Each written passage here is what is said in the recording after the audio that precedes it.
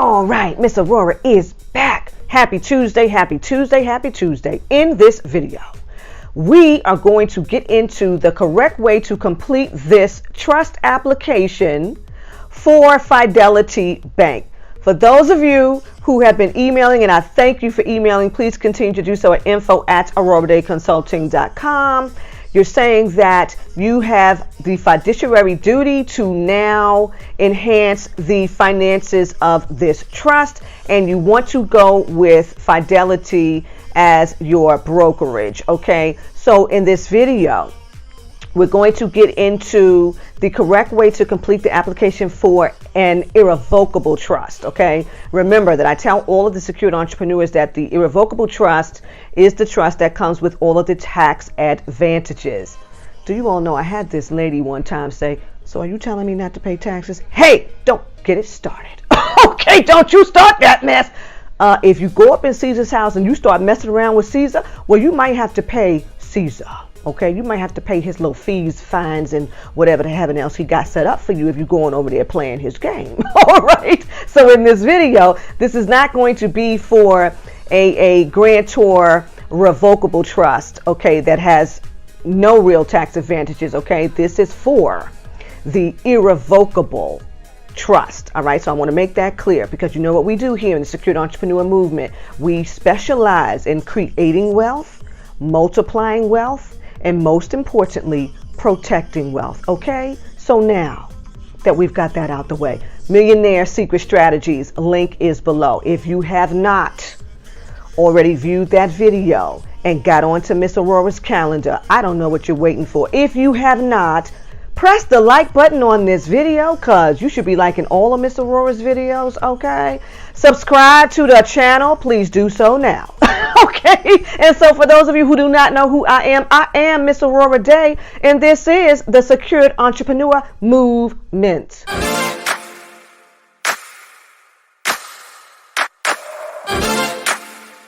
Secured Entrepreneurs at the Fidelity new account application. Okay, and you see it's going to say new Fidelity account trust brokerage.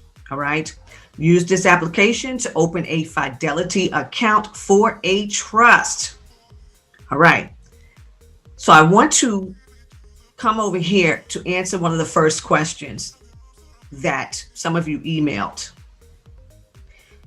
about this additional documentation, and you were saying you didn't know what they were referring to. First of all, it tells you at the top of this application, additional documentation requirements, Fidelity certification of trust form provided with this application. So they're telling you that it's provided with this application, or you can download it at fidelity.com/forms. Okay, now here's the other part that some of you were wrestling with. Okay, because once again, you're getting a lot of misinformation and you're all like, I don't need to give them this, I don't need to give them that. Hello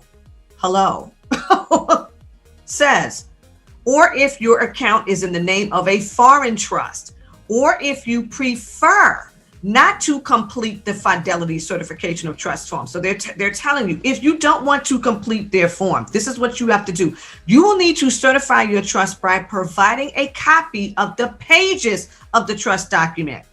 That includes the full name of the trust date, name of the updated or successor trustee or trustees that match the trustee or trustees listed in this form, along with all of the signatures. Do not include the entire trust document. Okay. Part of the problem that Ms. Aurorah is consistently saying to the secured entrepreneurs who are emailing is that whomever is doing these phony documents for you, whoever is putting this stuff together for you, you don't have all of the documentation. So as you're coming through not only this application, but some of the other things that you are emailing here, and I'm asking you, well, where is the document that proves this or that? You don't have it. And that's why you're having a hard time completing the application. All right. So please, if you know that this is you and you want to operate in trust, please get on Miss Aurorah's calendar. The link is going to be below this video. Okay. So that answers that. You can either complete the form that Fidelity provides for you, or you can provide the proper documentation. Now, you should already know why they're saying don't include the entire trust document. Don't give us all your, we're not asking you for all your pertinent information. We don't want to see all the stuff, the other stuff. We want the information that is relevant to open up this account, okay? And if you're not aware of what that is a problem, all right? Again, get on Miss Aurorah's calendar. So number one, trust information. Trust name. This is the trust name, not your name. Enter full trust name as evidenced by the trust document. What is that? Okay. For the benefit of. Now, a lot of you had questions as it relates to for the benefit of, and you were saying they want me to name the, who my beneficiaries are. They didn't ask you to name your beneficiaries. Okay. What is the trust in benefit of? Come, we can discuss that, because I don't want to say anything. This video is public. And so what I'm trying to express is that you don't need to get all out the way with this, because that's what a lot of your emails were about. For the benefit of, okay? They're not asking you for your personal information and they told you at the top, don't give us all of your trust documents, okay? You're going to put the tax ID number for the trust right here. This is the tax ID number.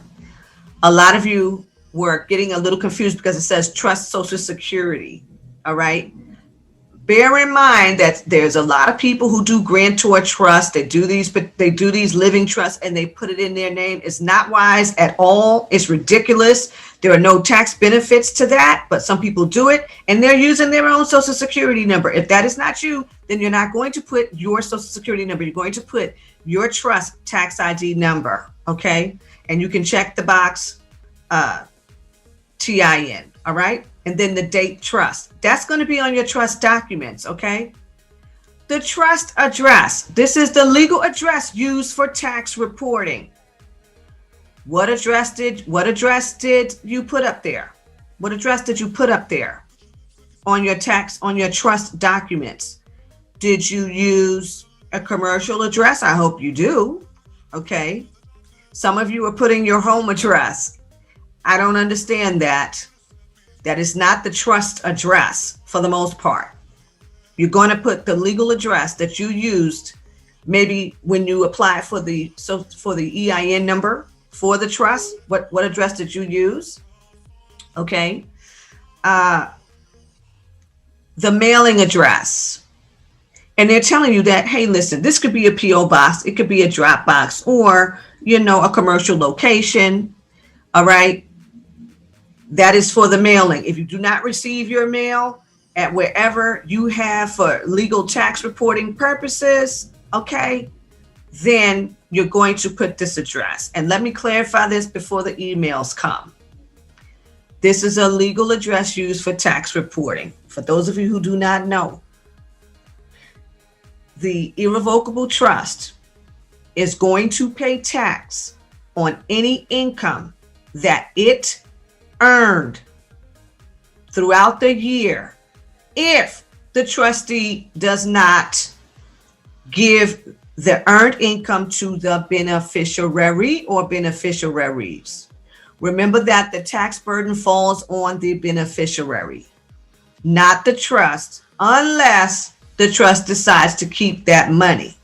The trust decides that earned income is going to keep the income. Then the trustee is responsible to file a 1041. That answers that. Okay. Now, this is where a lot of you got messed up. Primary trustee information. You are the trustee. Not for those of you who email, you are the trustee. Okay. And you are going to state that here. Trustee only, because what they're saying is provide the following information for the primary trustee. That's the instruction. To provide information for any additional trustees, grantors, and or any others with the authority to appoint, remove trustees, and or revoke amend the trust, or do so in Section 3, and have all trustees sign in Section 8. Okay, they're telling you do that in Section 3. This section, we only want to hear about the trustee. So yes, you're going to check trustee only. Check trustee only. Okay, the trap. Authority to appoint, remove trustees. Who is that? Not you. Authority to revoke or amend the trust. If you can revoke or amend the trust, then it's not irrevocable. Okay, so that's why you guys have to know what the heaven is going on. Okay, trustee and grantor. No. Now, if in fact the trustee is an entity, what are they telling? Then you would check this, because what's happening is that you're saying maybe you're the trustee because you manage an LLC.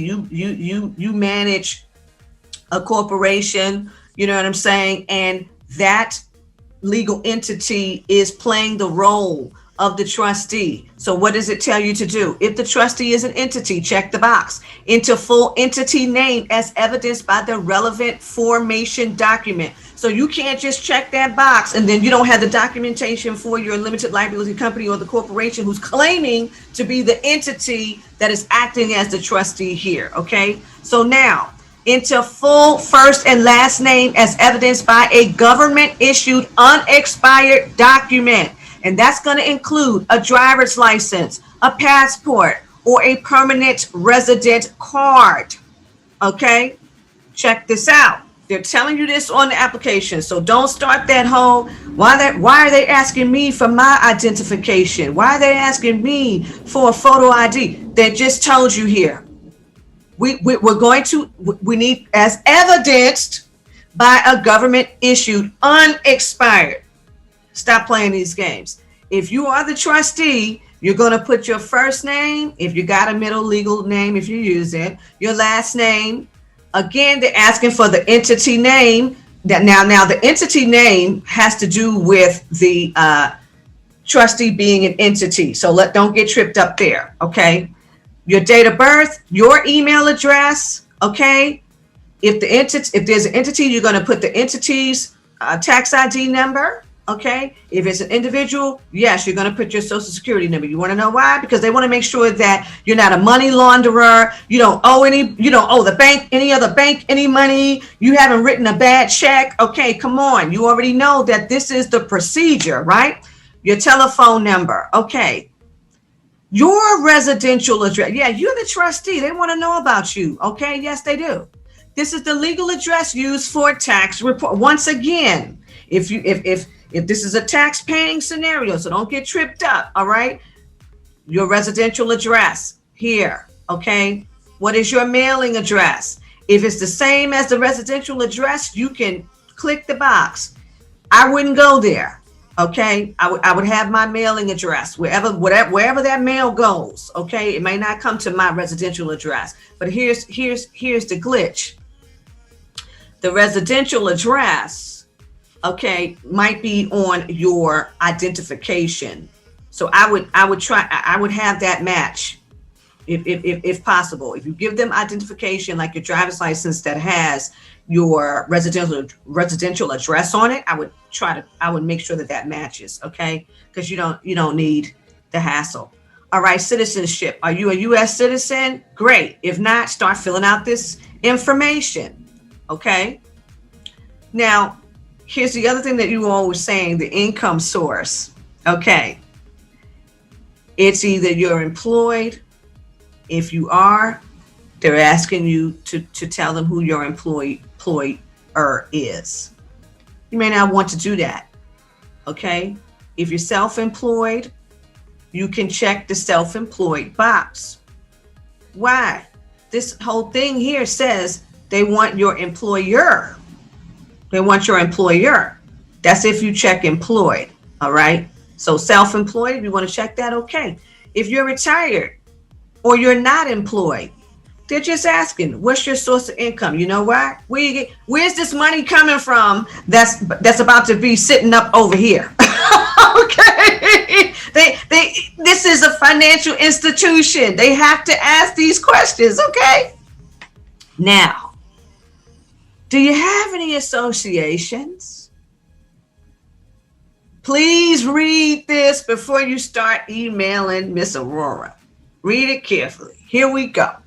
If you are employed by or associated with a broker-dealer, stock exchange, exchange member firm, the Financial Industry Regulatory Authority, that's FINRA, folks, a municipal securities dealer or other financial institution, or are the spouse or an immediate family member residing in the same household of someone who meets the aforementioned employment criteria, provide the company's name and address below. They need to know this, okay? By providing this information and completing this form, you hereby authorize Fidelity to provide the associated person's employer with duplicate copies of confirmations and statements or the transactions data contained therein for your account or accounts and any accounts you choose to have on a consolidated statement for purposes of their compliance review. Listen, if this is not you, then you're not going to complete this at all. Also tells you to the left, as a person associated with a member firm, you are obligated to receive consent from that firm, okay? Fidelity has existing consent agreements with many firms for their employees to maintain accounts with Fidelity and to deliver transactional data. If your firm is not one of them, Fidelity will attempt to contact your firm's compliance office. Again, if this is not you, come on down to section 3. Okay, here we go again. Please find secured entrepreneurs. This section is for additional individual information. They're not asking you for your information a second time. Remember, we was up there at the first one. This is additional individual information. If you do not have additional individual information, skip next. Okay. Down here, this is still for the additional. That's for the additional. So now we're going to get on to 4. Here's where it gets kind of juicy. Okay. The initial funding. Check all funding options that apply to this one-time transfer. Please read. This is where y'all had me messed up in the email. It says one-time transfer. Check all funding options that apply to this one-time transfer. I'm going to do this transfer one time. So there's a box. By check payable to Fidelity Brokerage Services, LLC. This must be a check written by you, as third-party checks cannot be accepted. If you are the trustee of the trust, then that check comes from the trustee of the trust. Okay? If it's a transfer from another firm, you check that box. If it's a transfer from your Fidelity non-retirement account, you check that box, okay? That's how you're going to complete this, point blank. 9 times out of 10, you're going to check by check payable to Fidelity Brokerage Services. Now, if you already have an existing trust account, then you're going to have a check to write to these people, okay? Simple as that. Number 5, your core position. Please read this carefully. Your core position is where your money is held until you invest it. I'm going with number 1, Fidelity Government Money Market Fund. That's the default if no choice is indicated. So if you skip that, that's the default. Okay? Unless you want your money to be held, Fidelity Treasury Money Market Fund, or FCash, taxable interest bearing cash option. I would never check that. So I'm going with Fidelity Government Money Market Fund there. Okay. 6, you've got some ongoing funding options. Okay. Okay. Please read this carefully. EFT allows you to electronically transfer funds between your bank or other financial institution and Fidelity. This section must be completed for automatic investments from outside Fidelity. And they're telling you, if you're not ready to sign up now, you can always log in to fidelity.com /EFT after your account has been opened to establish EFT. You must be an owner of the account at the other financial institution. You will need to attach a voided check, deposit slip, or bank statement with the account number and all owner names pre-printed on it. So if you are not ready to do this right now, they're telling you don't have to do it right now. You don't have to do it. Okay. Automatic investments. Automatic investments may be set up at any time. Okay. This is at any time to direct electronic funds transfer that are held in your core position into the investment vehicle of your choice. This can be established by visiting fidelity.com /auto invest. Okay. So we're telling you, you don't need to do it at this time. Here we go. Income and dividends. This is the spot. All income from securities, dividends, capital gains, or sale proceeds is automatically deposited into your account. Dividends from mutual funds are reinvested in the originating fund. To change your distributions, they're telling you all you have to do is call, or you log in to fidelity.com /update account features. Okay. Miss Aurorah likes to call. I'm calling. Okay. Before I start pressing buttons, I'm on the phone with somebody. Excuse me. This is what I'm trying to get accomplished. And I see here that I can do A, B, C, or D. And based upon this account situation, what is the best option for me before I start doing anything? Okay. That's what Miss Aurorah does. I'm going to call. If I'm unsure, I make a call. Unsure, call. That's it. Account features. Please pay attention to this. Woo! Pay attention to this. Additional account features are now available for new accounts. You may establish most of these online, or you may choose from the following. Please, people, do not check Order Me a Fidelity debit card. This is an irrevocable trust. You are the trustee who has no personal interest in the monies that are being held in this account. Do not check Order Me a Fidelity debit card. Don't you do. I would try to put a red line, on it if I could. Okay. So check writing, establish now. Check writing form is included with this application because that's really the only one that you need. Okay. Please send information to establish check writing in the future. You might want to check that too. I don't know. Establish Fidelity bill pay. I'm not doing that. I'm not doing that. I'm with number one right here. Okay. Look at that. Order a second card. No, thank you. Request active trader. You don't need to do that now. If you're going to request an active trader, I would do exactly what they say. Call a trading specialist, and they give you the number. Okay. The only one I'm checking here is establish now check writing form, which is included in this application. Hello. All right. Electronic or paper. If you provided an email address in section 2, and unless you indicate otherwise below, all materials will be sent to you electronically. To confirm electronic delivery, respond to the electronic delivery agreement and consent, which we will email to you. Choose to receive the following by U.S. mail. You don't have to check anything here if you don't want. If you don't want to receive anything by U.S. mail, you don't have to receive anything by U.S. mail. Okay. Miss Aurorah has a lot of old school clients. So yes, they're going to check trade confirmations and related prospectuses. They would also check tax forms and related disclosures. Some people do want their account statements in the mail. Some people do want that. Most people don't. Miss Aurorah's old school clients, they would check all of it, okay? Because they like to see everything in paper, And I have a bad habit too. When I'm driving somewhere long distance, I will come to MapQuest and I will put in my destination and print out all the stuff, even though I'm going to use the map on the phone. I'm sorry. I really want to, I like to highlight stuff. I don't know. I'm like that too. So I get it. So if you're one of those people and you need stuff to come through the mail, check it all. Just get everything in the mail. If that's what you want. Okay. And then you're just going to come down here.